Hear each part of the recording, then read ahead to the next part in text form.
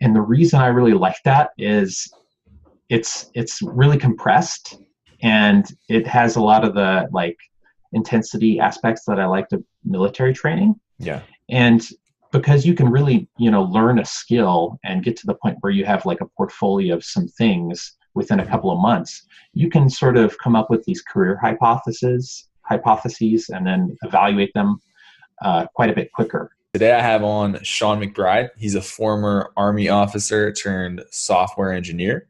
He's now a senior developer at Decipher Technology Studios, where he manages the implementation of tons of their technology products and works with some of the junior developers to get them up to speed on what they're working on and help them develop their careers. So Sean, thank you for coming on.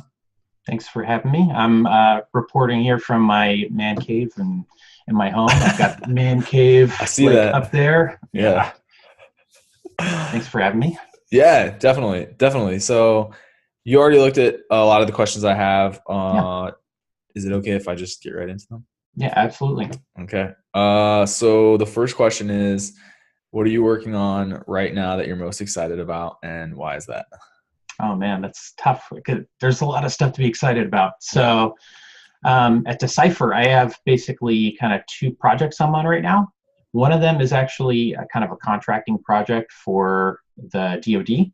Okay. And we're working on software that basically allows S2s to get intelligence briefings about like counter proliferation for nuclear, biological, chemical type stuff. Oh wow. So that's pretty neat. I feel like I get a little bit of get my feet wet a little bit still with the military stuff. But what's really interesting, what I'm really excited about, is what I'm doing on the product side.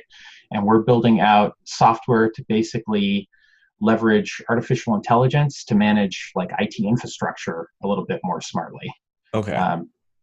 So I'm learning a heck of a lot about machine learning algorithms and all sorts of really nerdy stuff like that. Oh wow. Okay. Is this for it was called like Fabric or Gray Matter on Right. Yeah. So it's a Gray Matter product at Decipher Technology Studios. Yeah. So like here in where I'm at in Northern Virginia, I think like a lot of the startup companies, they start out by working with government. Yeah. And then it's kind of like everyone wants to go for those VC dollars. Yes, to do that, you got to move into the product side. And so we're in the middle of that kind of pivot right now. Oh, okay. Okay. And that is your main product, Gray Matter. It is Gray Matter. Yep. Okay, great. And people can check that out at Decipher Technology Studios. Looked at the product page. 90% of it went way over my head, so we're not going to get into that. Yeah. So, okay, so that's where you're at now. Are you the senior developer at Decipher? Or are you one of the senior developers, or how does that work? So there's a couple of us. So I'm basically the lead front end software developer. Okay. So I do mostly like React development, making really pretty data visualizations, stuff like that. Yeah. I work with a lot of like art school type kids. Okay. Which has been kind of a fun culture clash a little bit. Yeah. But yeah, we totally have like some seriously smart, like Cornell computer science, data science type people too, who are like, way beyond me. Yeah. But I'm definitely more on like the user experience side and that kind of stuff. Nice. So a very diverse development team. Okay. So that's what you're working on now. Life wasn't always so great though. We're going to go back to your background a little. Could you talk about your background a little? I guess like where you grew up and how you got to this point. Yeah, totally. Abbreviated. Yeah. So I grew up in Northern California. Okay. I know you're from Southern California. No hard feelings there. Practically different state. Yeah, different state. Yeah. So I grew up in a town called Fairfield, which is like halfway between Sacramento and the Bay Area. Okay. And it's right next to a Air Force base called Travis Air Force Base. So like a lot of time when people are like going to Korea or whatever, they kind of go through there. So growing up there, I had a lot of exposure to technology and the Silicon Valley stuff and the military. And so it's kind of a weird hybrid mix, and both of those influences kind of played out in my life. Yeah. So like when I was in high school, I was in both junior ROTC, and I had a part-time job doing like IT tech support to like Oh, pay for wow. my car insurance. Yeah. Yeah. That's awesome. Yeah. So did that. I graduated high school in 2003, and I would say like September 11th, when I was in high school and thinking about colleges and stuff, had a pretty big influence on me, and that ultimately led me to decide to go to West Point. Yeah. Yeah. Okay. So you're at the academy. I saw you did ridiculously well in it was German history and minor in computer science. Right. Yeah. So you always had an interest in those. Definitely a good student. And then you graduated and you were in the pipeline for a while to be it was an aviation officer. Yeah, that's right. Yeah. So I Okay. definitely like a lot of West Pointers, you want to kind of go into a combat arm. Yeah. And so it's kind of like, okay, which combat arm seems most appealing to me? And out of everything, I thought aviation was a good kind of combination of kind of the technical stuff. Yeah. So decided to go down to Fort Rucker for flight school. En route to Fort Rucker, I went through some different training. And basically I got down there and unfortunately wasn't able to get medically qualified to fly. And so I did a lot of extra duty assignments. I'm sure everyone's kind of familiar with all those things. All the military guys. Yeah, definitely. Yeah. All military. So for like 18 months, I was doing things like making sure like people are posted and doing guard duty, Yeah. staffing out like funeral details and So like low level administrative tasks, basically. oh yeah, definitely not what I was expecting. Yeah. Yeah. And again, this was because you were in training you were going to be a pilot, but then because of some, issue with the medical qualification process, they were just sidelining you at this point. Right. Yeah. So it's kind of like, am I going to get in? They're like, maybe. We got to kind of go through this medical appeal board process. Yeah. And then ultimately, like after 18 months, the Army's like, thank you for your service, but here's your D-214. Good luck to you. And then get out. Yeah. Right. And then of course, like I'm driving back out to California to crash with my parents, figure out what's next. Yes. I'm listening to NPR and they're like, this thing is happening. The economy is imploding. It's December 2008. And it's like, oh boy. Okay. This is great. Perfect. Great timing. Yeah. Yeah. So, man, it sounds like a lot happened in that first year. I know you said you ended up moving out to get together, full time with your girlfriend, now wife.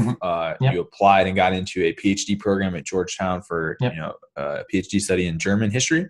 Or excuse me, it was just history. And then between that point where you were, out of the Army, headed back to your parents' house, and then back, on the East Coast, going to school at Georgetown. Yeah. In there somewhere, I'm guessing, or maybe it was before at Rutgers, there was like a low point. When was that? Like when was that point? Yeah. So I'm kind of like trying to grow some facial hair right now. And the last time that I did that was probably my low point. I've got a picture of myself doing the factory tour of the Jelly Belly factory in my hometown. Yeah. Which is probably the most famous thing from my hometown. Yeah. And my beard is like rah rah Rasputin kind of thing. And so, definitely in 2008, 2009, it's kind of like, I was expecting to be aviation officer and be in for many years and not have to really worry about kind of major career planning. Things happened and I kind of had to kind of figure it out. And so it's like I started just getting like, what color is your parachute from the library? Yeah. At the time, my parents were going through getting foreclosed on in our house. So there's a lot of other stressful kind of stuff going on. Yeah. And so, it was just, I would say that was pretty much the low point. Didn't really have direction. I felt kind of like a little bit of a failure back crashing with my parents in my like high school bedroom. It's like, this is totally not what I thought I was working towards. And so it's like That's wild. Yeah, right. Yeah. So thinking you're gonna be like flying helicopters as an aviation officer to like you're back to your parents. I can't imagine.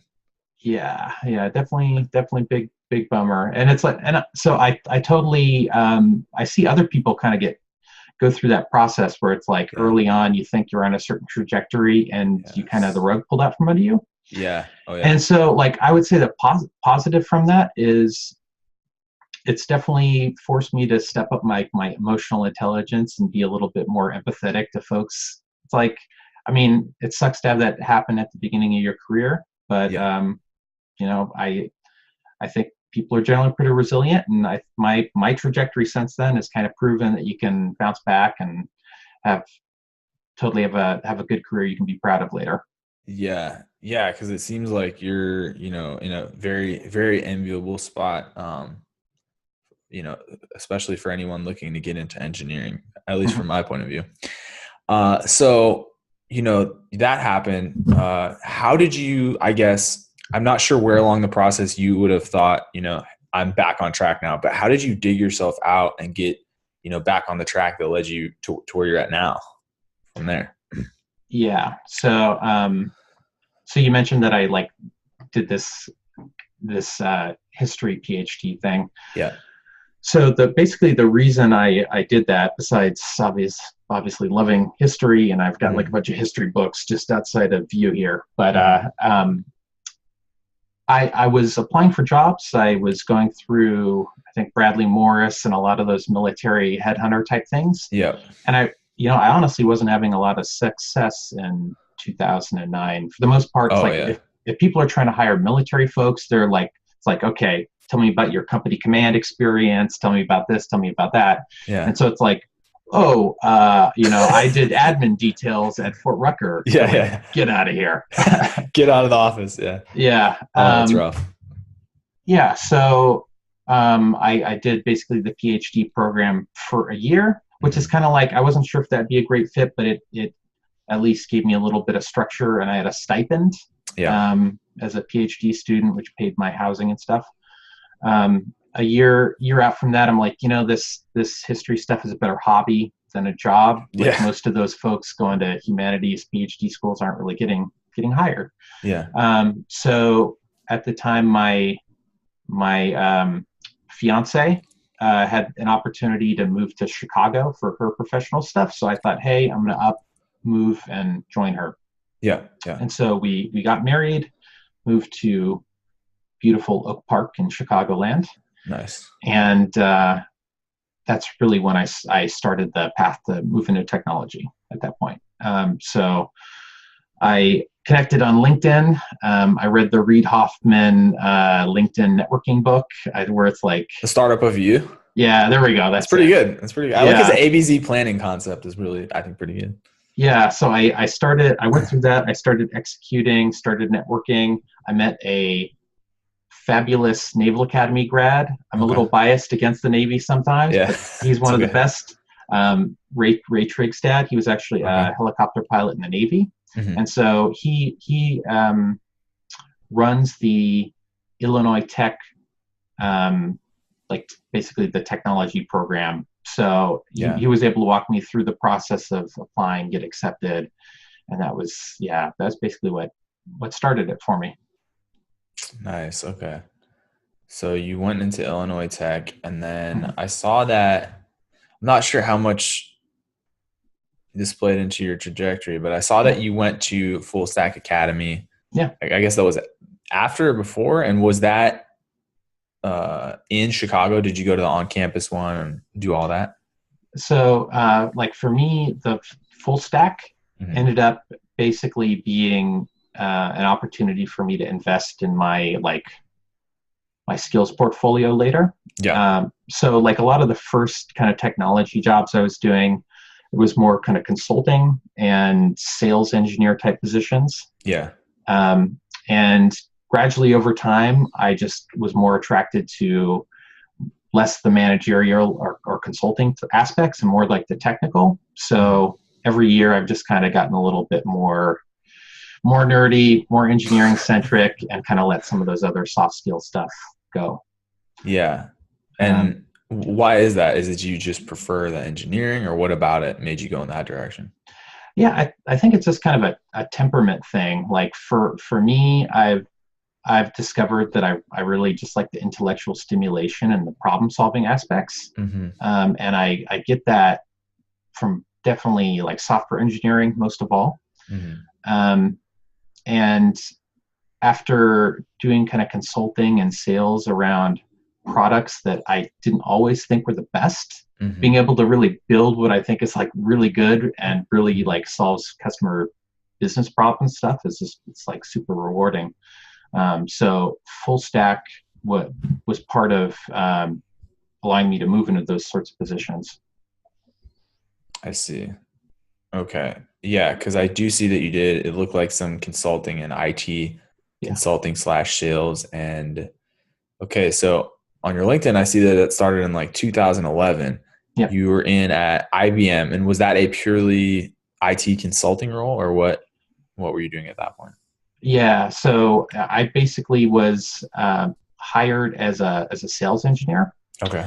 and so it's kind of like IBM has a lot of sales folks. They hire at MBA programs and things like that. Yeah. And for the most part, those folks don't have business backgrounds. They're focused on relationship building. They're focused on understanding like the client's business needs and stuff. Mm-hmm.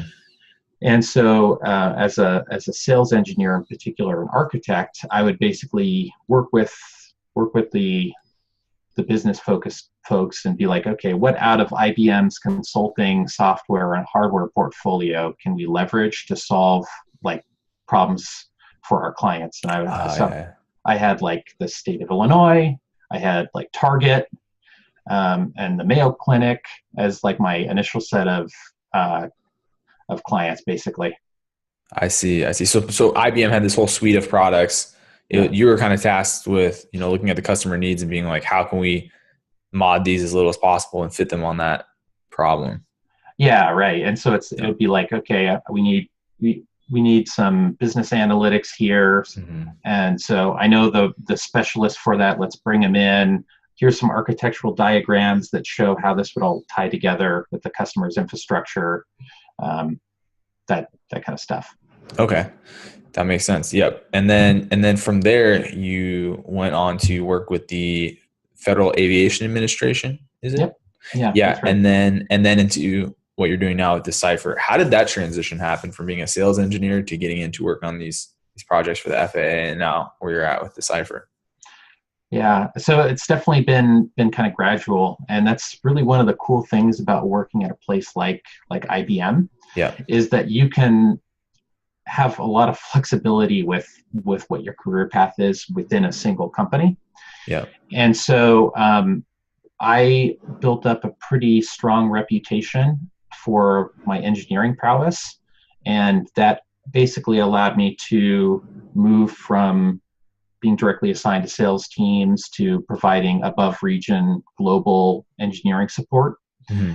And when I did that, I was working on IBM's cloud computing software, mm-hmm. and that then allowed me to gain the experience I needed to be the cloud architect at the FAA. So it's like a lot of kind of like small little course corrections, I would say. Yeah. Yeah. That's kind of interesting, because I think I don't know if, this was the case 20 or 30 years ago, but I think regardless of whether you're an employee or, freelancer or working contract basis, that's kind of an attribute of the job market nowadays. And I feel like that's only increasing. There's so much flexibility in, if you have a set of skills, adding on to those skills to the point where you can then kind of do a different job for either the same company or another one, whether it's, I guess, interviewing at your company or, putting yourself out there on the market to do side projects in that field you're trying to work for. I feel like that's becoming a bigger part of the job market. Yeah. At this point, like I kind of think of everything in sort of like it's almost like 2-year assignments kind of thing, mm-hmm. where it's like, in 2 years, it's hard for me to understand exactly what my role might be and what the capabilities are. Yeah. But I try to regularly look at kind of where all my skills are, soft skills, hard technical skills and things, and where am I investing my time in building those out. And I just think that's something people are going to have to take ownership of. It's kind of like moving from like a defined benefit pension to like managing your 401k, but for like, I guess, skills and career. Yeah, career skills. No, definitely. I think the direction, strategy behind the career skills you're going to develop is so big. So for you, what career skills are you developing now or thinking about investing in? Hmm. Yeah, that's It interesting. sounds So like the machine learning and AI stuff you were, spending more time on. yeah. So recently I've been trying to focus on reading like fundamental computer science papers and Hmm. things like that. And so um, I mentioned I work with some really super intelligent Cornell computer science Yeah. folks, Yeah. and I'm definitely more on the practical engineering side. They're more on the research and development side, but I'm trying to make sure that I can play in that research and development space enough to know how to build a product out of what they're working on. Yes. So it's a lot of like understanding how do you train machine learning models, things like that. I've been reading academic papers and trying to get better about like how can I sit down and go through this really dense paper with a lot of mathematics on it and get something out of it. And it's like a lot of times it's like I got to read it three, four times kind of thing. Um, yeah, and then I'm looking at like Udacity and other resources like that. Like it's kind of amazing how much material is just even available for free on YouTube, and